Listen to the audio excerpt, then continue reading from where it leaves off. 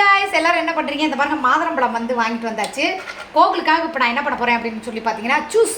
இது ஒரு 2 பேத்துக்கு தக்கன இப்போ ஜூஸ் போட போறேன். எப்படி மாதுளம்பழம் ஜூஸ் போடலாம் அப்படின்னு சொல்லி காட்டுறேன். ஃபர்ஸ்ட் வந்து பாத்தீங்கன்னா மாதுளம்பழம் போட்டாச்சு. கொஞ்சம் பால்.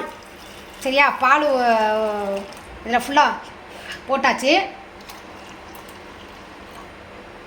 ஓகேவா? இப்போ இது எப்படி அரைக்குது அப்படிங்கிறத காட்டுறேன். இருங்க, எனக்கும் கொஞ்சம் பயமாக தான் இருக்குது. பட் வந்து நான் காட்டுறேன். அப்படியே வெயிட் பண்ணுங்கள். சுகர் போட்டுக்கலாம். சுகர்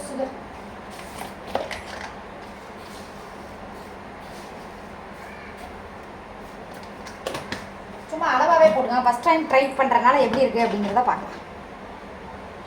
ஊற்றாதுல்ல, ஊற்றாது.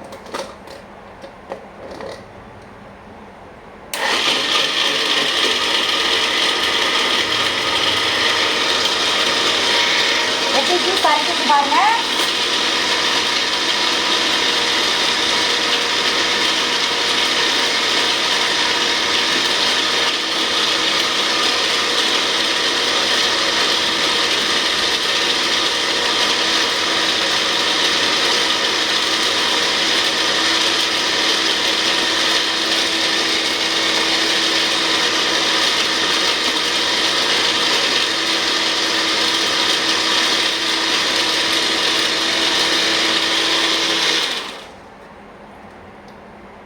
ஓகே, எப்படி இருக்குது அப்படிங்கிறத பார்க்கலாம்.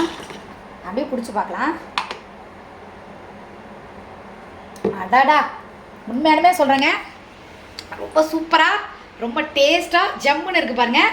இப்போ இதை வந்து இப்படியே நான் கேப் போட்டு மூடி வச்சிட்றேன். இது யாருக்குன்னு கேட்டிங்க அப்படின்னா கோகுலுக்கு. சரி, அவன் வேணுங்கிறப்ப அவன் எடுத்து குடிச்சுக்குவான். அதனால் இங்கே பாருங்கள், இந்த மாதிரி கேப் கொடுத்துருக்காங்க. இந்த மாதிரி போட்டு நான் வந்து மூடி வந்து ஃப்ரிட்ஜுக்குள்ளே வச்சுட்டேன் அப்படின்னா எப்போ வேணாலும் குடிச்சிக்கலாம். ஓகே, சூப்பரான மாதுளம்பழம் ஜூஸ் ரெடி ஆயிடுச்சு. ஓகே, செம்ம சூப்பர்.